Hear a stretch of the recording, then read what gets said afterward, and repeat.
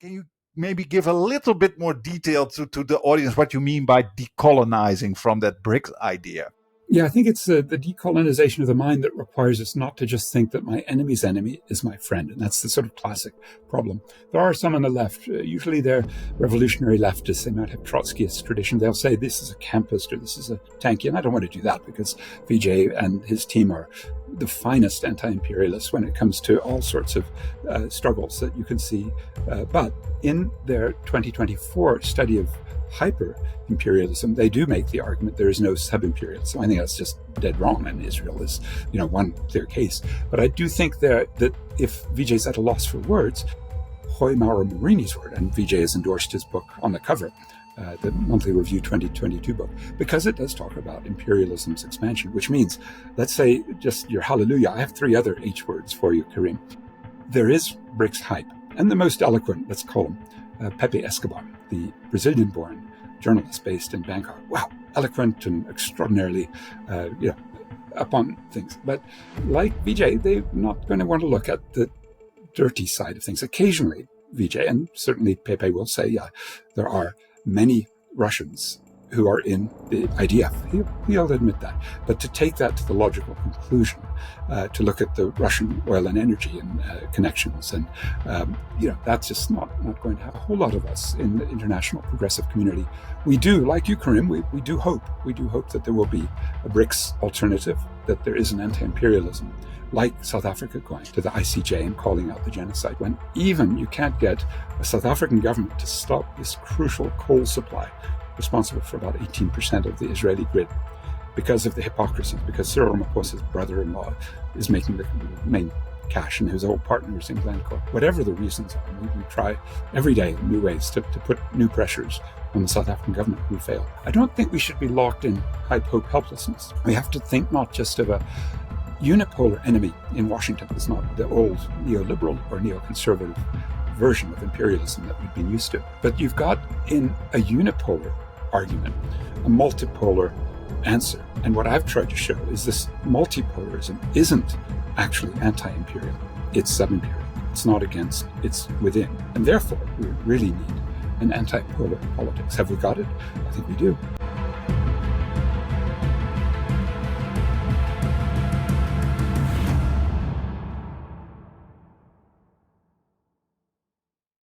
Here we go. Good day, everyone. We are here today with Professor Patrick Bond. Saw you not only during an interview with our friend Jay Shapiro, but we also saw some of your work discussing BRICS and also focusing on the you can almost say capitalist integration of BRICS into the Western-based imperialist capitalist system. And I have been struggling myself, and Peter as well, by the way, we have been struggling with the question, why are the BRICS nations, and is BRICS so almost, I would say almost, it seems paralyzed in the wake of a genocide, whilst most of these countries are coming out of a similar situation. I always say many of the BRICS nations have ancestors that were treated like the Palestinians were treated now. So I'm struggling to understand why there is not why the BRICS nations are not doing more, especially the powerful ones. But before we go into that, Patrick, maybe you can give a short introduction of yourself to our audience to know a little bit who you are.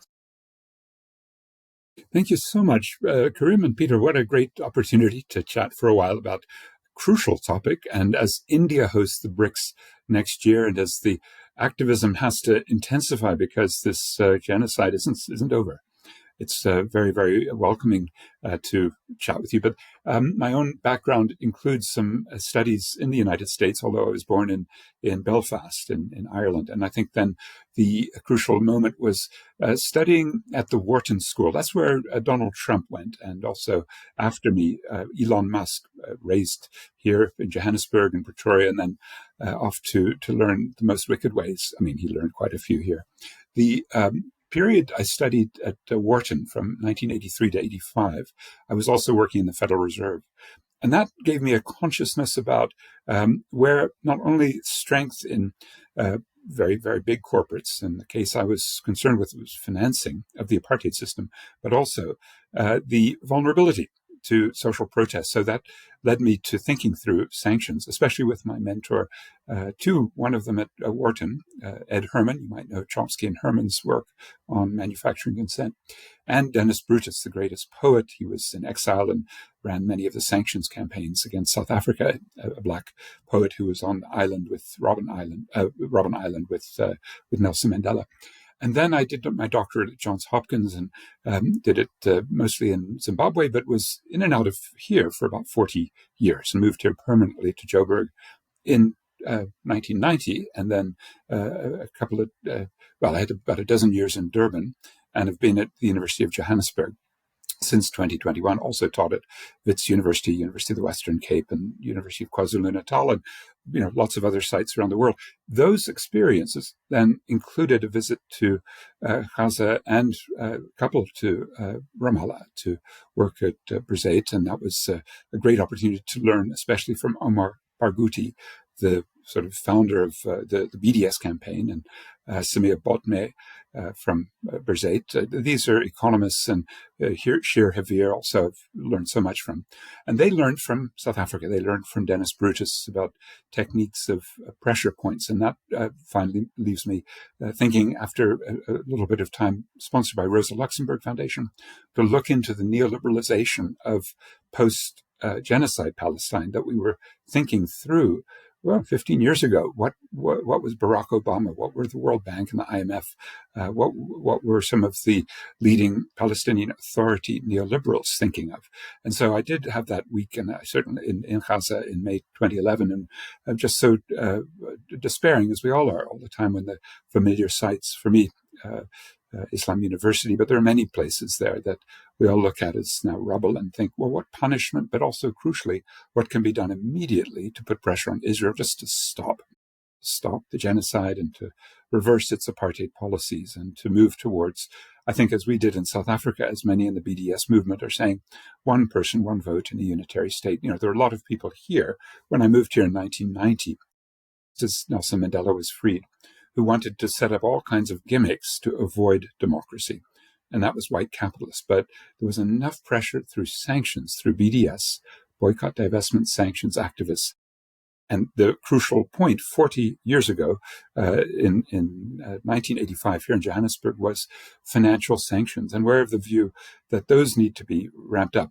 One of our colleagues, Terry Crawford Brown, who worked for Archbishop Tutu on sanctions, raised it with Francesca Albanese this week at the University of Cape Town in her visit. And she endorsed the idea there should be financial sanctions. We shouldn't be allowing our banks to have correspondent banking relations and send money back and forth. And that was a crucial point in the sort of weakening of the apartheid relationship, and drove a wedge between the white racists in Pretoria and the white capitalists. And my last point on this is that today there may be not only financial sanctions, which we still need to develop and ramp up, but especially the energy sanctions, because of the ways in which the Israeli regime became dependent and is very dependent, just as we speak now, on one ship after the other coming out of South Africa with coal, going to Israel to empower the genocidaires. We can talk about the details, because unfortunately it's not just an axis of genocide in the West that stretches, from Washington to Ottawa to London to Amsterdam and Berlin, and of course Brussels and Paris, over to Tokyo and Canberra. That's an obvious Western imperial, sub-imperial friendship with Israel that dates to 1948. But I think there are also sub-imperial relations between BRICS countries and the West that help explain why so few BRICS, I can only think of one, Iran, have really got the sort of BDS approach and are joining the sanctions. The others are just making profits. We can go into the details, of course. Yeah, I was going to save this question for later, but it seems like temporally it would fit better now. I was going to ask, could you give the audience a brief kind of summary of how the sanction movement against apartheid South Africa first started, how it developed, with an eye toward, what lessons can we learn from that experience in application to end apartheid, genocide, ethnic cleansing, etc., in Israel-Palestine. Yeah, crucial, Peter, that we understand it's a long haul. It doesn't come immediately. It's a crucial part of the nonviolent, solidaristic relationship that we all have to have. As Francesca Albanese said, every time you pick up a bottle of Coke and you're thoughtlessly drinking from a company whose profits then go into and out of Israel, this is really crucial to be able to say no economic connections. The sense in 1958 that there were fruits and lettuce and vegetables and things coming from apartheid South Africa to England was the spur for, as the oppression began to bear down during the apartheid as a period when there was more and more resistance, nonviolent resistance here. So therefore, quite a few British anti-apartheid activists started to call for the sanctions movement to come together. It was only really, though, when the South Africans said, okay, this is going to be crucial. A man called Albert Luthuli. He was the head of the African National Congress. I'll use the three letters, ANC. That's Mandela's political party, still in power today.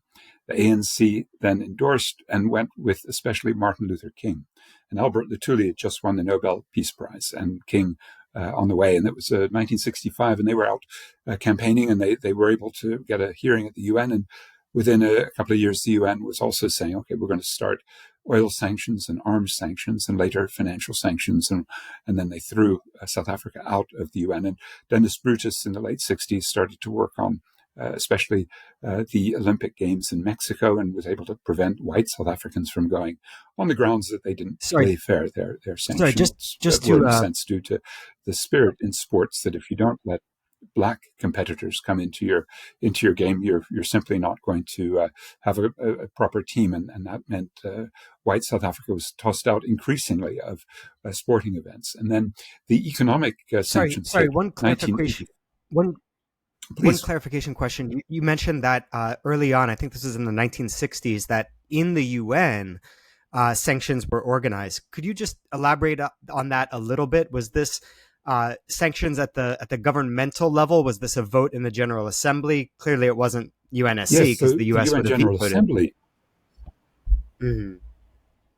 Okay, so the US vetoes everything, organized but the UN sanctions. General Assembly was. Yeah, the UN General Assembly could, by the time in the 60s when the African countries becoming now decolonized, the post-colonial African states did take very seriously the need to liberate. And so there was terrific solidarity through the Organization of African Unity. And this is a time when you can imagine that white South Africans had a sort of total strategy, as they call it, which included a regional approach. And that included both using intimidation. They would bomb regional neighbors. In fact, in two cases, Angola and Mozambique, they sponsored right-wing guerrilla forces that were called UNITA and Renamo, and they killed each 1 million people, thanks to South African and during a period in the 70s also white Rhodesian rulers. So if I look at the sort of continent in the map behind me, I'd see lots of extraordinarily destructive sub-imperial white South African military attacks, and including the attempt to actually overthrow the Angolan government, which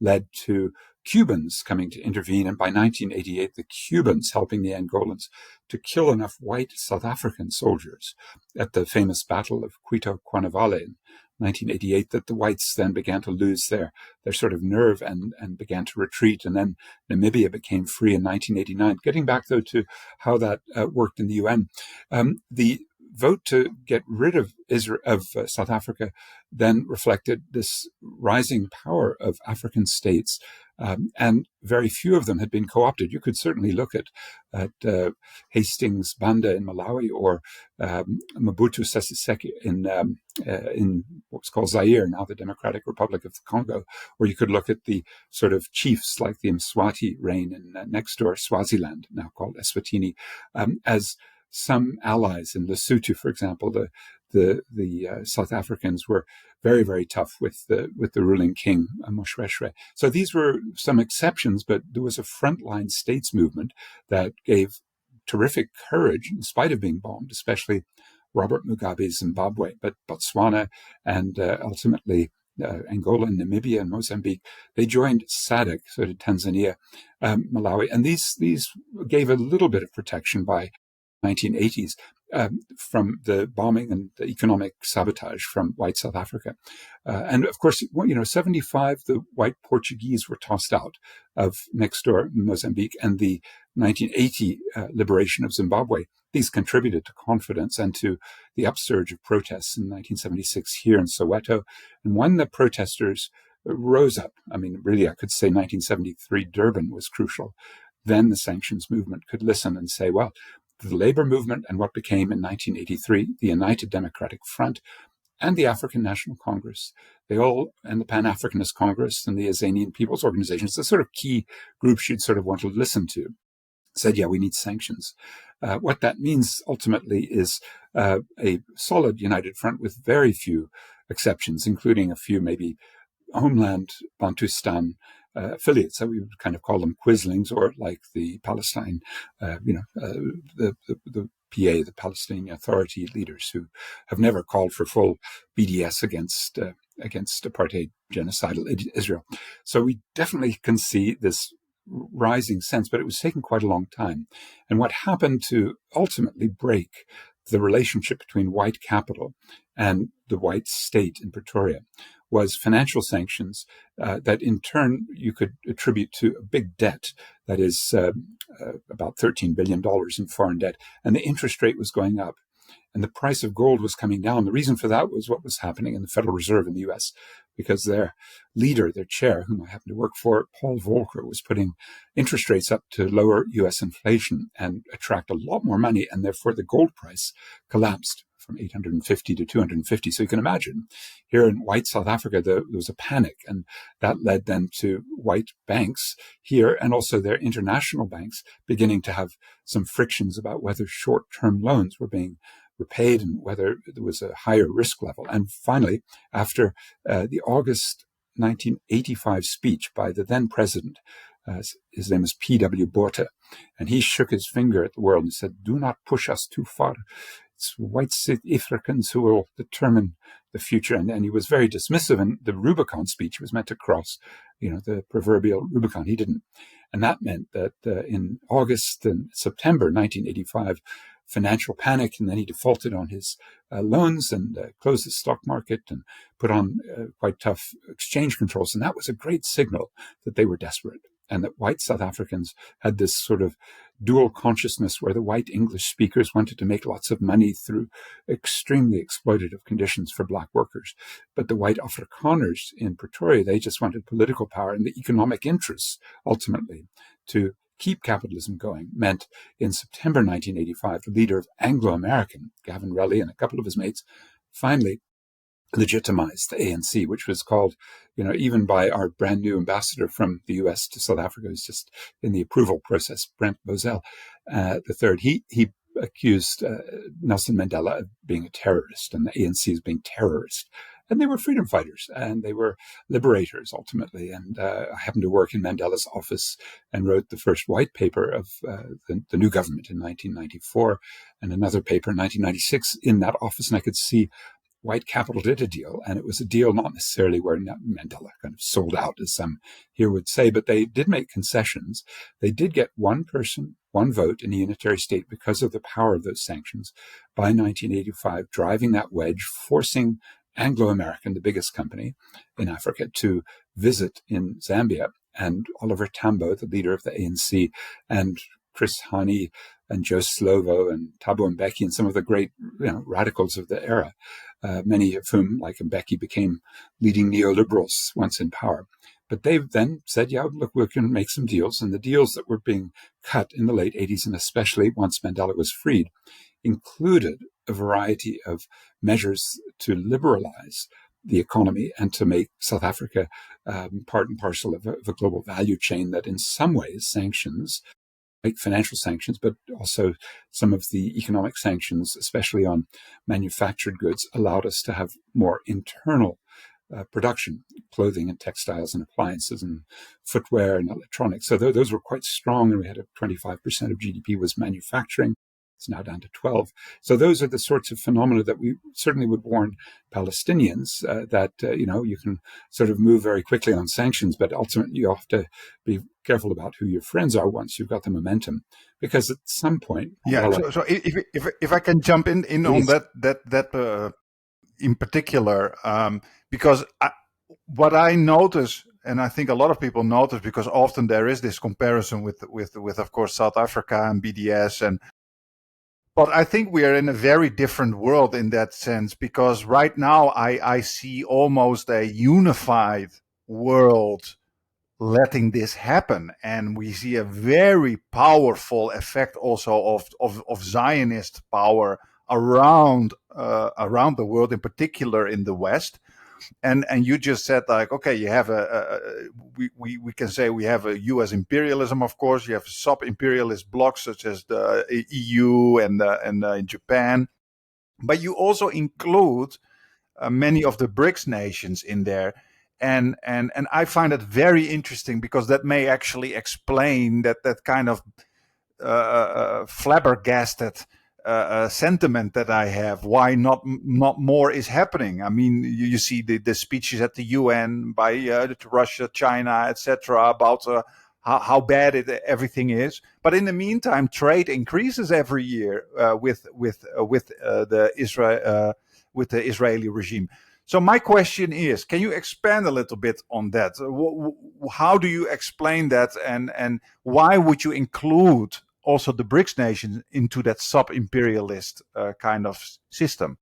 Well, that's right, Karim. Everything you've said, I'm with you. The origins of the term sub-imperialism are Brazilian. A couple of weeks ago, debated this in Rio de Janeiro with some of the leading authorities, and I'm quite convinced that had he lived, he died in 1997, Mauro Marini, the greatest of the Marxist dependency theorists from Brazil, who used this term in 1965. It's a Monthly Review article. In 1972, he expands on it. And now we've got a 2022 English translation of one of his major works. And these all point to the fact that after the Brazilian government was overthrown in 1964 with U.S. imperialist CIA assistance, it became very obvious that in the expansion of imperialism, you would find countries that played the role of a key nation. Eduardo Galeano, the great Uruguayan novelist, picked up on this, and he wrote about the 1,000 faces of sub-imperialism, the ways in which, as you say, Karim, they can talk left one day, but usually you have to be quite careful. When they talk left, they often do so in order to walk right. And that ability of a nationalist, of a third world, is to say the West is abusive, and to even define, as Marini did, some of the terrains of dispute, the frictions, which Marini called antagonistic collaboration. So it wasn't, purely like, as Robert F. Kennedy Jr. described Israel when he was running for president before becoming Trump's health minister. He called Israel the aircraft carrier that the United States had to have to basically look after its interests for cheap oil and to manage the price of oil. And that, I don't think, is incorrect. Tragically, RFK Jr. supports that. Now, the main point about this origin story of sub-imperialism, you can go back, Lenin talked in the early 20th century of smaller sub-imperial imperial powers, but it's really crucial when the world systems movement, and that's a man called Emanuel Wallerstein and many of his followers here in Africa, the key figure being Samir Amin, and they started to consider a sub-imperial layer around not the U.S. Western G7 logic, but around the layer that they would also call semi-peripheral. South Africa, under white rule, was very logically in that, as was Saudi Arabia. And I think those questions of how we translate an old idea from 1965, now back 60 years, then are assisted by answers from David Harvey. Disclosure, he was my PhD supervisor at Johns Hopkins.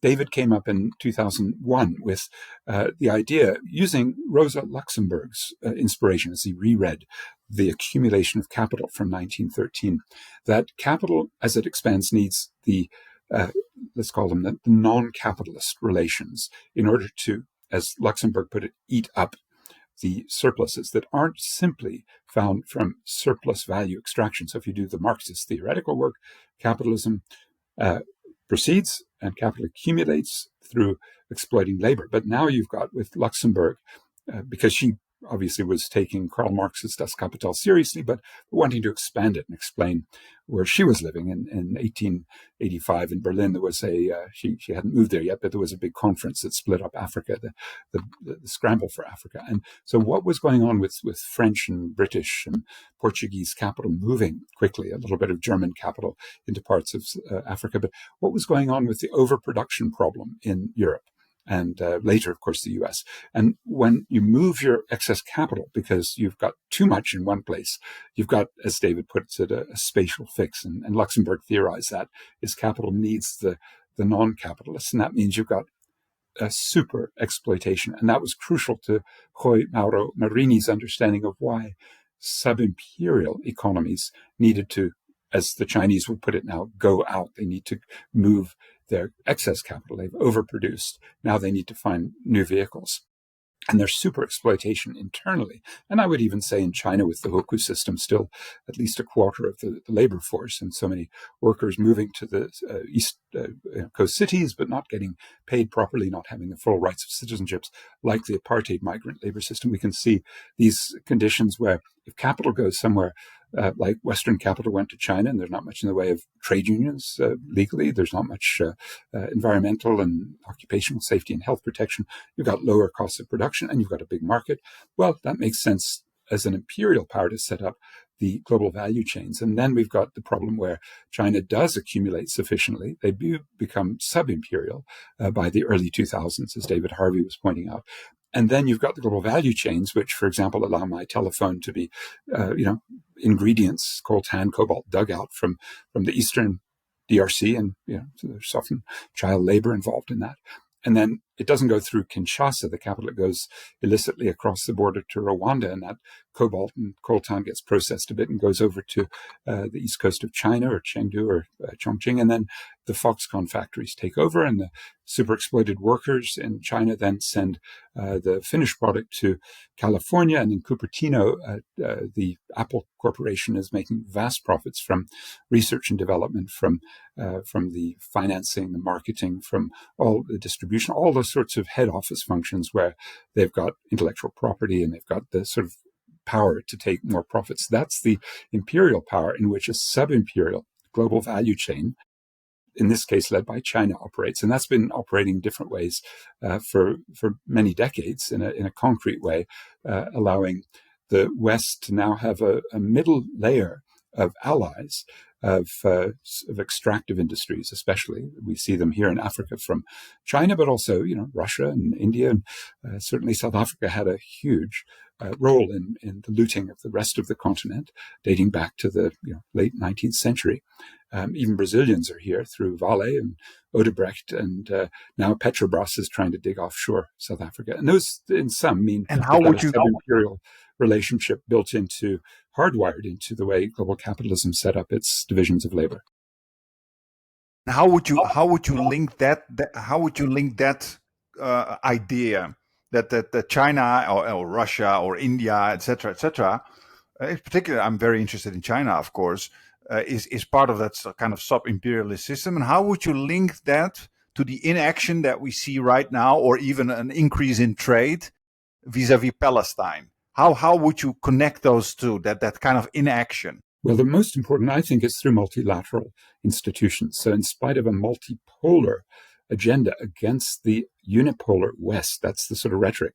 When you think of the multilateral institutions, and the big four are the IMF and the World Bank doing finance in Washington, D.C., the WTO on trade in Geneva, and the United Nations Framework Convention on Climate Change in New York. And they have meetings every year, this one in Brazil in November. And these four, and there are plenty of others, you could go through the full list of the ways UN agencies or other multilateral bodies reflect these power structures.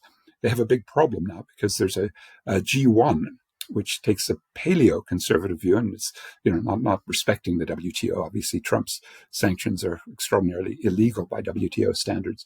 But in particular, leaving now a G6, the rest of those G7 Western powers, minus Trump, and the BRICS, defending the integrity of the WTO. And that's the crucial link that we found, Karim, when we did protests and demands that the Glencore, which is a huge company that has its main financial base here in Johannesburg, about $50 billion worth in comparison to about $38 billion worth in its London listing. And then it's also got historic ties because of its predecessor name was Mark Rich, and Mark Rich himself got very rich from busting apartheid oil sanctions. So they've got a very important part here, Glencore, the biggest commodity trader in the world, in sending coal to Israel. They were doing it actually from Colombia at a more rapid rate historically, along with the U.S. company there, Drummond. But we were able, thanks to Gustavo Petro, the Colombian president, who last year, and then particularly when he reinforced this order in August, has stopped Glencore from sending coal. And we think also Drummond has had to stop as well. Meaning South Africa is the number one coal exporter. And that subimperial location where Glencore, with a technical headquarters in Switzerland and some primary listing in London, but the money is here. Now, when we protested, said Glencore and its local ally, this man called Patrice Motsepe, African Rainbow Minerals. He happens to be the brother-in-law of President Ramaphosa. And so when we've been protesting for a year and a half against this coal trade, we run up against a government. And just over a year ago in the parliament, our trade minister, his name's Parks Tau, he's a neoliberal, really of the most ambitious sort. He wants to do the deal with Trump that playing golf, as Cyril Ramaphosa has tried, didn't work. So they're trying to do things like offer to buy vast amounts of methane gas and chickens to destroy our local poultry industry, all sorts of controversies from Parks Tau.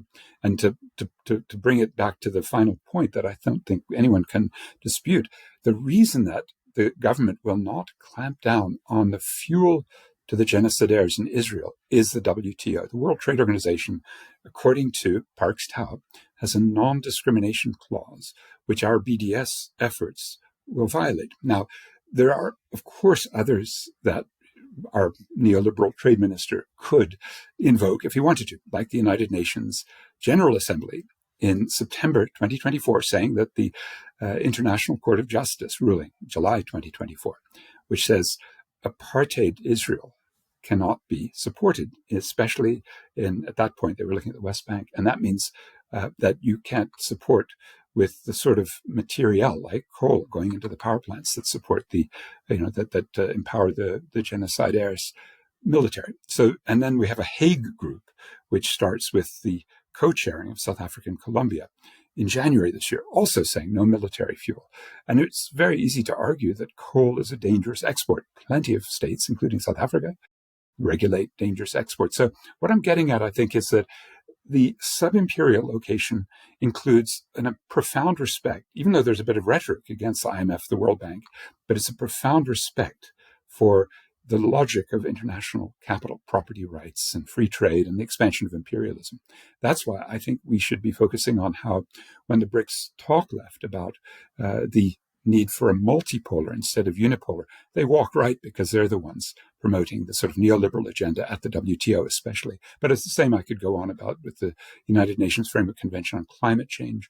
And now, about a month from now, the G20 hosted here in Johannesburg, a fusion there of the imperial and sub-imperial forces. And you can bet that the word Israel won't be included in any discussion in the G20 because they don't want to offend Donald Trump, who won't even be here. He'll be hosting the G20 next year in Miami, and they certainly won't be talking about a BDS. Even the BRICS meeting in July in Rio de Janeiro with the strong pro-Palestinian undercurrent didn't use the word genocide and didn't mention the need for a BDS. And that reflects that the BRICS are, with the exception of Iran, all the others, including the new partner layer, they are implicated in financial profiteering from the genocide.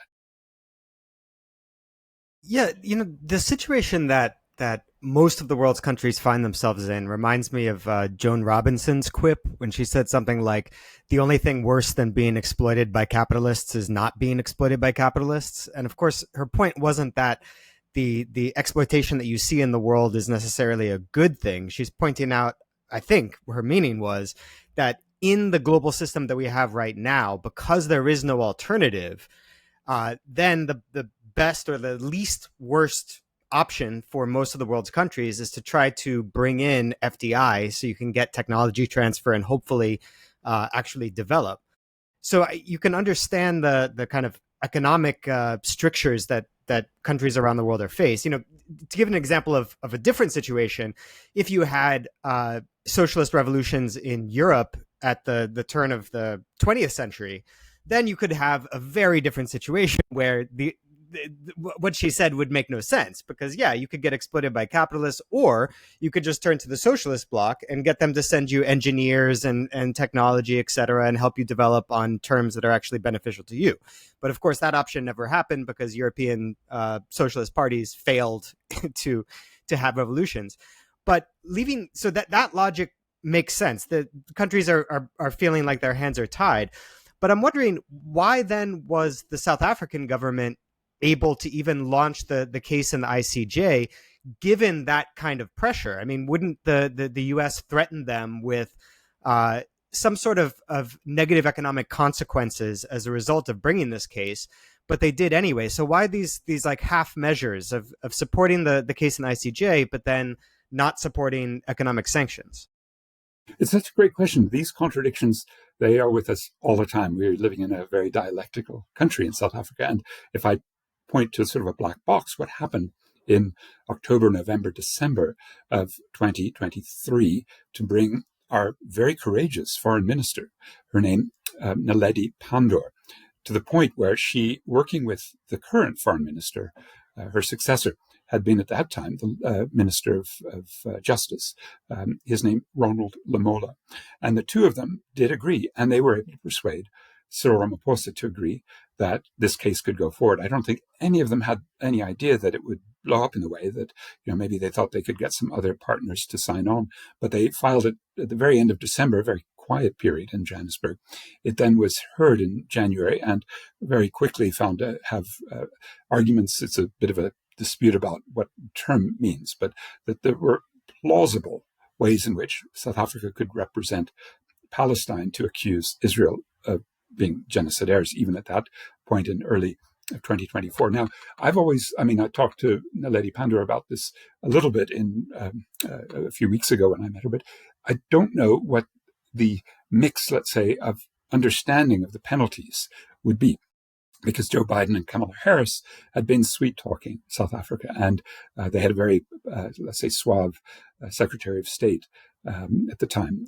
This was the kind of sense, well, maybe we can go ahead in early 2024 and put forward a flag of Palestinian liberation, the way Palestinians always raise the flag of South African liberation. The other group in that, sort of the Irish Republican Army from my native Belfast especially, very, very important as well in that the threesome. They trained, for example, in Libya together in the 70s and 80s, and have always called for each other to be profoundly respected. I think there is a very important part of the long traditions of an ANC that was a profoundly radical and liberatory movement on the political side, now seeing as losing popularity.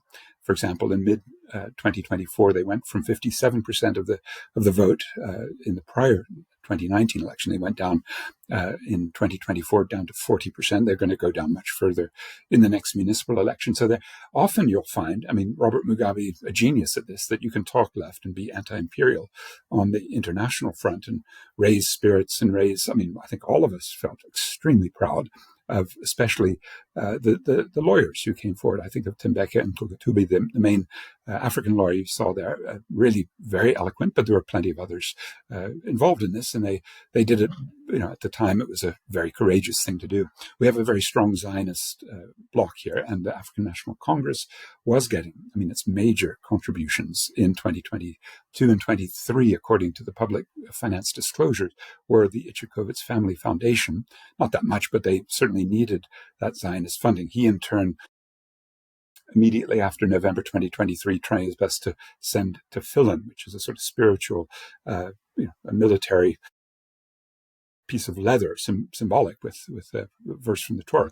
And that Ichikovitz Family Foundation here in Johannesburg became the main supplier to the IDF to strengthen their sort of religious, spiritual commitment to killing en masse. Now that degree of, let's say, intertwining of South Africa's Zionist and very wealthy Zionist elite with the African National Congress was severed very quickly in October. So that they would have known is one of the costs of actually fighting Israel at that level, because right early on, the foreign minister did have some telephone discussions with Hamas, and there was probably a sense that this breakout on October 7th heralded better things. I don't think anyone realized the extent to which Israel would do the full-on genocidal attacks. Well, to come back to the bigger question of whether South Africa then standing up on the Hague front and including the Hague group, I mean, I would put that largely to an extremely good Director General of the Foreign Ministry. His name is Zane Dangor. And I think without Zane Dangor assisting and really making sure that this would go through at the highest level, with John Dugard helping to put the legal case together, and with Ronald Lamola, the Justice Minister, now Foreign Minister, being committed to this, and the visionary role of Naledi Pandor in that liberatory spirit.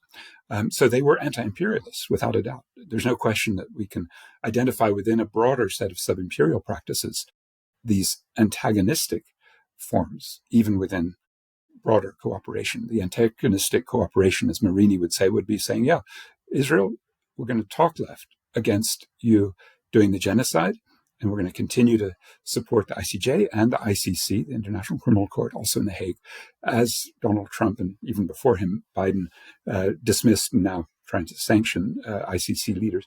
That's why we have a Hague group. So we can talk left, but walk right. It's very hard to do several things. I've mentioned coal. We can talk about other BRICS and the energy supplied, especially from some of the neighbors. The Arab regimes, fully are in Israel's pocket on various kinds of support, but also Russia with a major supply, and Turkey, a BRICS partner designate, not yet accepted, which is the main vehicle for Azerbaijan, the main oil supplier. For Russia, it's the main vehicle for Kazakh oil. Another BRICS partner, Nigeria. And then, of course, BRICS member Brazil, with Petrobras supplying 9% of the oil. So we have a lot of energy. And of course, now South Africa taking over from Colombia as the main supplier. And that's one of the things. The other I'll just quickly mention. There are quite a few of the, especially students from two schools, St. David and Herzliya, Johannesburg and Cape Town, who get recruited to work in the IDF. So we've got a problem of mercenaries. It's not as bad as the Indians and the Ethiopians. There aren't as many. But worst of all, of course, the Russians, because out of 7.2 million Jewish Israelis, Vladimir Putin says, 2 million are ours. They are Russian citizens, and by our constitution, we have to protect them, and therefore Russians who serve in the IDF have no penalty. We're trying to get a penalty here in South Africa for those who violate the local law, which prohibits mercenary activity. Then we've also got diplomatic relations. They are very, very weak. The Israeli embassy is under pressure here, but they have about, quite a few supporters, and they do a lot of things, a lot of outreach here. But the South African embassy in Israel is closed. There is an embassy in Ramallah, and then the main one that operates is in Jordan. We've also asked for broader BDS, because the coal is the most important in monetary and real financial and energy empowerment terms. But there's also grapes, and there are diamonds, and we're getting various things. We also see a little bit of the FDI. Maybe I can return to that argument. Joan Robinson, what a great, I would call her a kind of post-Keynesian innovator. She was with her friend John Maynard Keynes. One of their students, Sidney Weintraub, was my teacher. I wrote his obituary in his journal, 1985. He was very influential, is a post-Keynesian. And I think what I would argue against Joan Robinson's spirit, wonderful as it is that she forgot the most crucial part of the development of underdevelopment.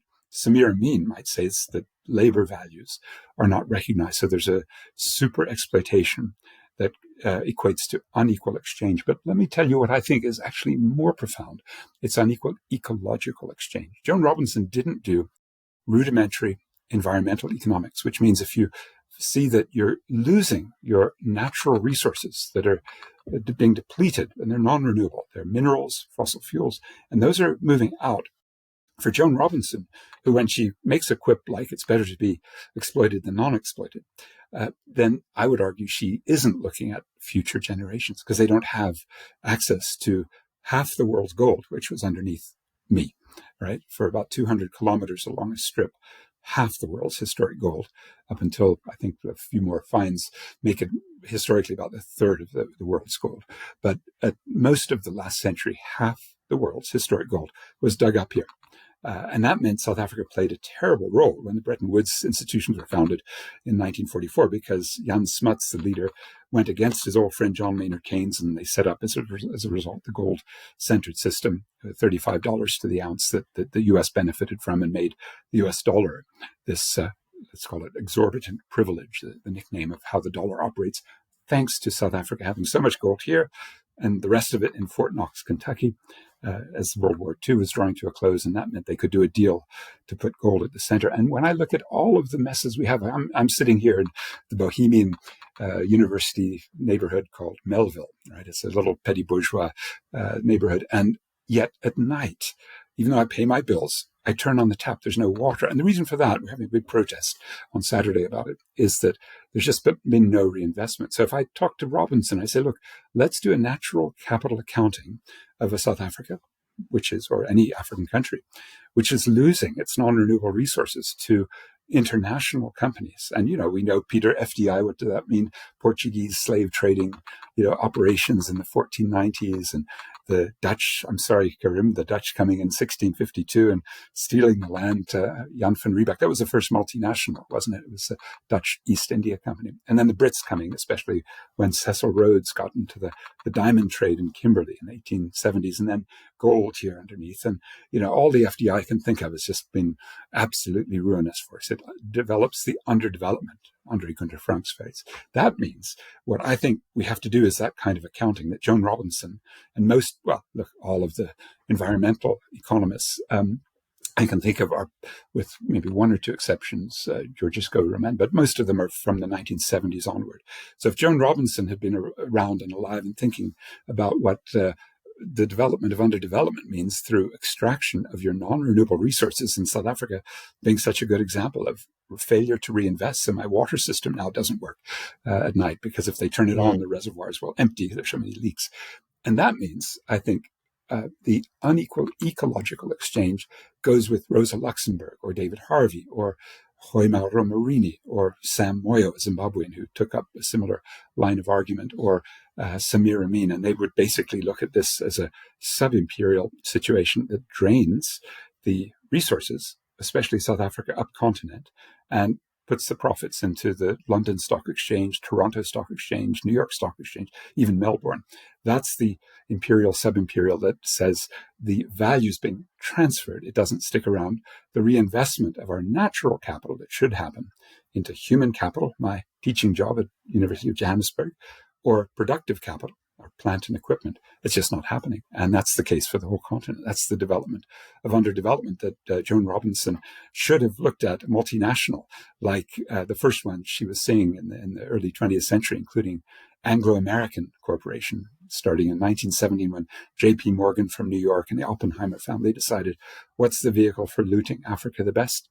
It used to be called Anglo-African, and J.P. Morgan said, now that'll remind my investors of their dark-skinned fellow countrymen. So let's call it Anglo-American Corporation. That's the sort of spirit I can throw back to you and say, well, so in a nutshell, in a nutshell, Patrick, we can just actually just say that all the political resistance that we see around the world is pretty much symbolic, and most countries are just taken hostage by a capitalist system where structurally they just can't do anything about the genocide. Yeah, there are moments where we can break out of that structural power. And I can mention one or two that I think are crucial for us, like AIDS medicines, which we did break out from the grip of sort of Glaxo Wellcome. We didn't do that, by the way, partly thanks to the Dutch and the British, especially Boris Johnson, in the COVID-19 attempt to get off of intellectual property to make generic vaccines and treatments. So we succeeded in early 2000. South Africa's life expectancy went from 52 to 65 because of generics that were delivered free, not branded medicines that cost $1,000 or were given out through Bill Gates's clinics. And second, the Montreal Protocol. That stopped the chlorofluorocarbon emissions that were opening up the ozone hole. So that was a regulatory agenda against capital. But in that case, Dow Chemicals and General Electric, the guys that needed to sort of quickly change, get off CFCs. Well, they could say, okay, well, new markets for us. We can replace these fridges, underarm deodorants and things with new HCFCs. But these are two examples where you can break the power. The third, of course, anti-apartheid, because in 1985, Ronald Reagan was the US president, and it was our ability in the student movement, I was Johns Hopkins at that point, of basically going around and messing around with the banks and saying, we'd put some money into one bank and send it to white South Africa, and Afrikaner Arms and Ammunition Company, and of course there's no such thing. So the money went back to our accounts in the Maryland National Bank, and we could show with a receipt that the bank was willing to make these kinds of deals. So we did break the banking lock, and we stopped correspondent banking relationships. We had movements, community movements especially, that didn't like being redlined, that is discriminated against because they were Black, African American areas in Baltimore, and they were greenlining these same banks with the savers' money, apartheid South Africa. So we could really pull a coalition together. And I see that's what's happening now in our energy campaign, Karim, because we do have to break out of a capitalist energy and climate action framing, and we need to go to climate justice. So quickly, what that means is instead of using two tools of the ecological modernization, so these guys that want to do sort of technological change and market systems, carbon markets, they started in Amsterdam, as did our original protests against them in the year 2000. And those, let's say, internal contradictions of technology and markets are screaming out. It means that we're on the trajectory to having an unlivable planet. The carbon markets are a replacement for paying a climate debt, right? The people who kind of put together the Paris Climate Agreement said, here's an annex, everybody must sign. We forgive your liabilities. So we do have huge problems, don't we, in trying to make climate justice principles where the polluter should pay. That's a liberal principle, but it's not being adhered to. But where you've got genuine redistributive processes and genuine empowerment as part of a decarbonization. And we're nowhere near that, of course. But what I can say is when you look at the campaign to isolate coal companies in Johannesburg, if we didn't have our climate activists alongside, we'd be tiny. We have a great movement of Palestine solidarity, but it's when you put together three forces, I'll send you the poster so you are aware of what we're trying to do. It's to link Palestine and climate justice, and especially the communities in the coal area who are really upset by the extraordinary destruction of coal. And they do have a big fund, partly that the Europeans have invested in, called the Just Energy Transition Partnership. So our attempts are to think big and to talk intergenerational justice that obviously would include the rights of future generations of Palestinians, but also people living in the coal sending communities that Glencore and its partners, Patrice Motsepe, are looting.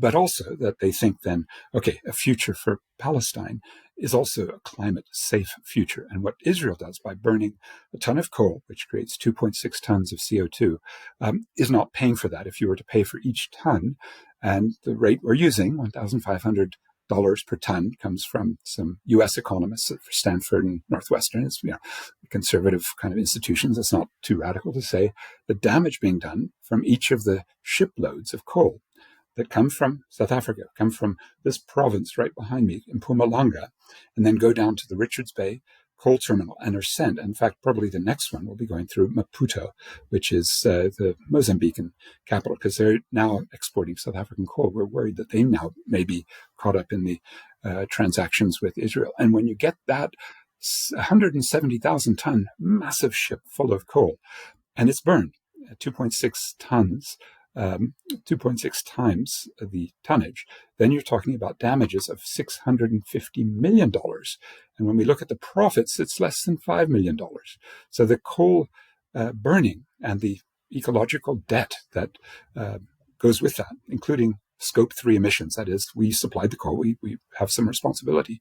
That should make a very sensible argument to decarbonize and start with the Israeli bound coal and give the workers who might be affected in communities, give them some funding and some jobs and some activities that would be beneficial and homegrown through the Just Energy Transition Partnership. That's the campaigning that's being done by a wonderful network that combines the Palestine solidarity, the climate justice, and the coal movements, the Mining Affected Communities United in Action of communities against coal.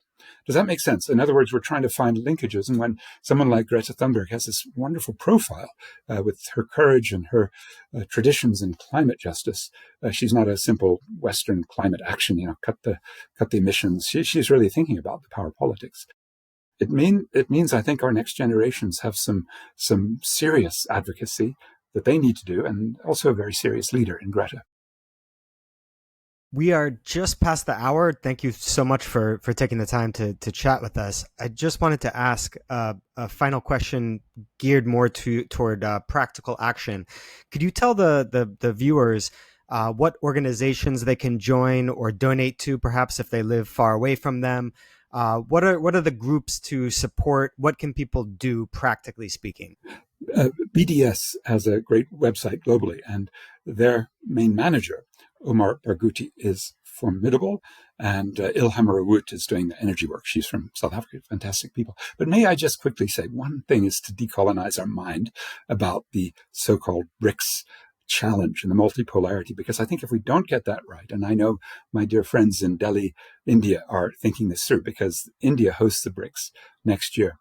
Well, India has just signed a free investment and free trade relationship strengthening agreement with, I think actually Smartbridge actually came to be part of that in Delhi in September.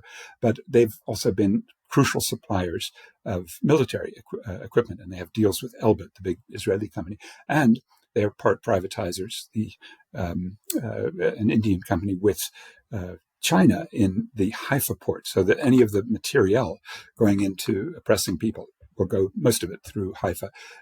That's just one example, but Brazil hosted the BRICS this year. And as I mentioned, one of the protest movements that came up on July 6th, when the heads of state were here, called for Petrobras to stop their supply and to also to kick Elbit out of Brazil. They've had a long, profitable relationship there. South Africa also has a bit of that military relationship with Elbit that we could go into. But then, look at the rest. I mean, China's $20 billion a year trade. I mean, they're the ones that's sending the DJI and Autel drones. The one, for example, that honed in on Yahya Sinwar. No one will forget his last seconds on Earth as he tried with his left hand to toss a stick at a drone, and that was a DJI that the Israelis are very proud that they have reactivated and made not a consumer drone, but a serious part of their arsenal. They also have big construction companies, and again, the part of the Haifa port that they privatized.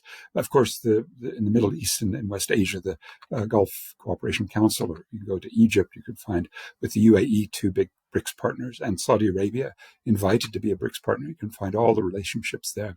And then with some of the newer BRICS, again, very disturbing relationships. And I would just encourage, if people want to know more and think about how to hone in on campaigns that don't just only rely on the West, the axis of genocide, of course, you have to, but also bring in the rest of these hypocritical BRICS. Well, then the website, I think, that has the current best information, and the author of several studies, 6 studies that were just published, one this week, it's cadtm.org, and that's the Committee for the Abolition of Illegitimate Debt, and the key author is Eric Toussaint. So I hope people will dig in, because there is a bit of a pro-BRICS, sort of weird sentiment among the YouTube geopoliticians, and even my friends in the Tricontinental Institute, a very, very fine, anti-imperialist institute, but they overlook the BRICS, or they sometimes actively give a pass to the BRICS conniving with the Israeli. I find it very good what you're saying right now. It's completely similar to some of my own observations, and I've been writing about that. And like you say, there's a lot of I always call it BRICS Hallelujah channels. So it's like all hallelujah, it's all hallelujah, great. And I also want it to be great. I also am very supportive, but we cannot advance, as we cannot go forward in a world if we cannot critique the side that we sympathize with. Otherwise, we're not going forward. But it is so difficult on the left to discuss these things. And indeed, we also have talked to multiple times to Vijay Prashad of the Tricontinental Institute.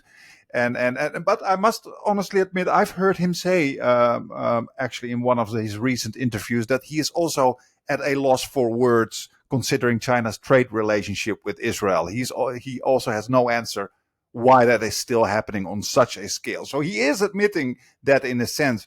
But I find it very fascinating how you say that we need to decolonize with regards to the BRICS. You know, that the way we think about BRICS.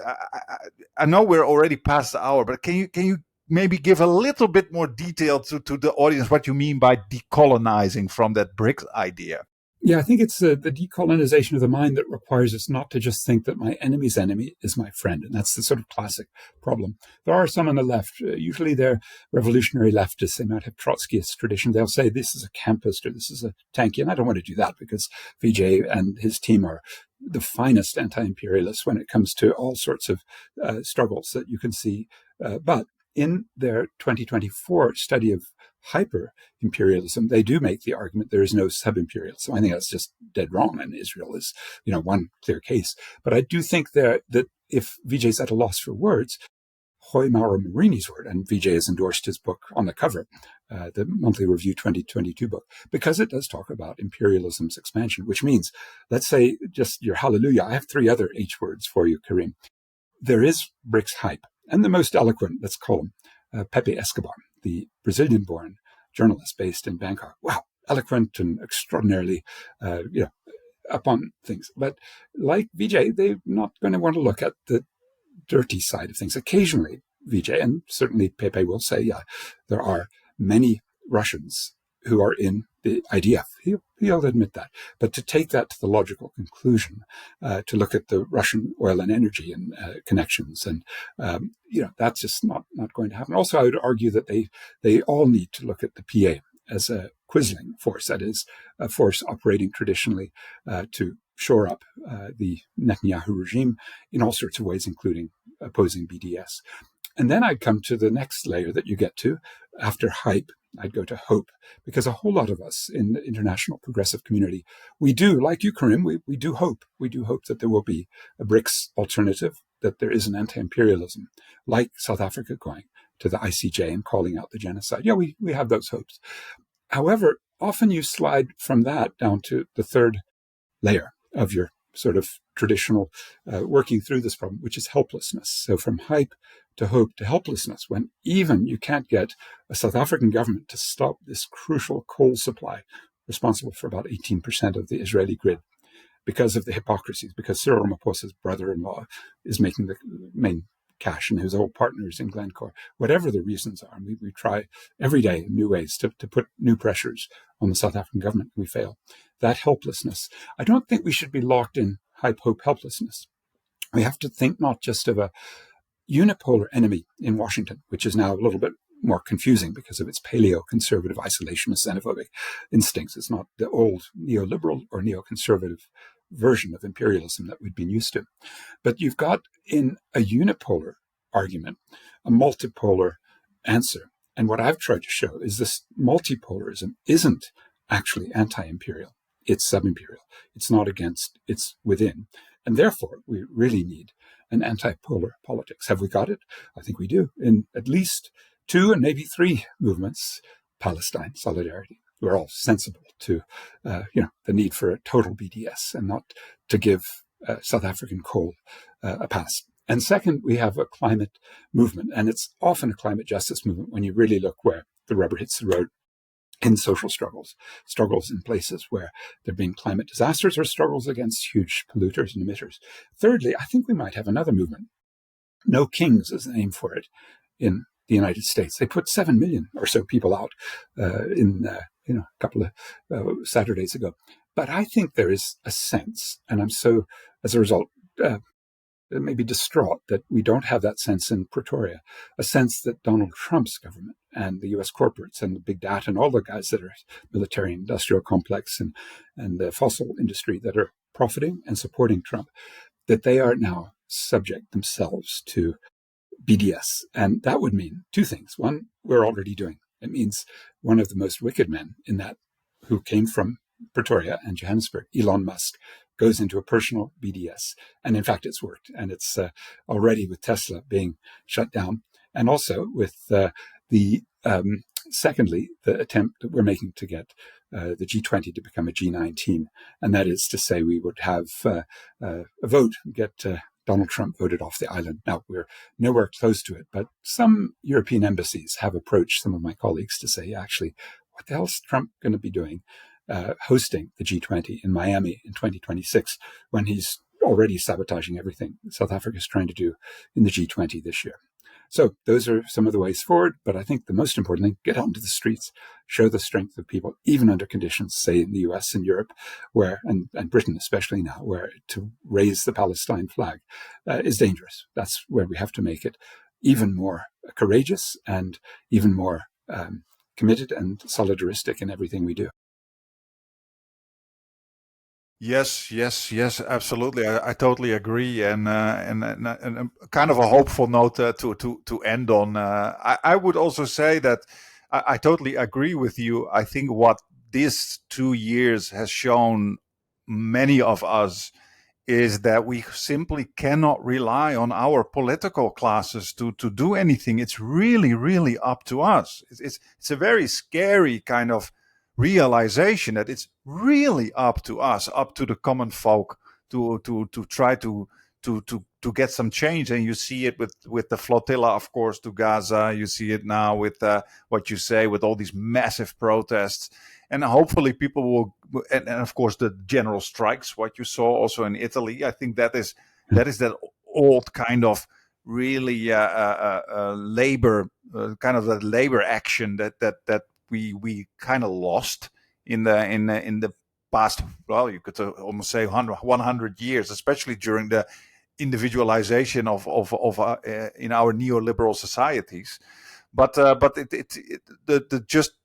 thing that worries me the most is that, and I think you would agree with that, is that the Palestinians just don't have time, and that is the scary part. Like, how can we make this happen while this is going on in full effect? This genocide. It's in that sense, it's very very stressful, I guess, for all of us, and of course, especially for the Palestinians. It's true. And in a place like Johannesburg, we've got protests and events on Palestine now nearly every day. And it's so encouraging. Even yesterday, a small little picket at Glencore, and we're looking to be at the African Rainbow Minerals annual general meeting, and all sorts of ways in which I hope that people will. We're protesting our own government regularly. We had Francisca Albanese saying that the coal that our government allows is just not on. And I think first unveiling the hypocrisy and now moving to it and asking tough questions of all the BRICS leaders, the same way you do Western leaders.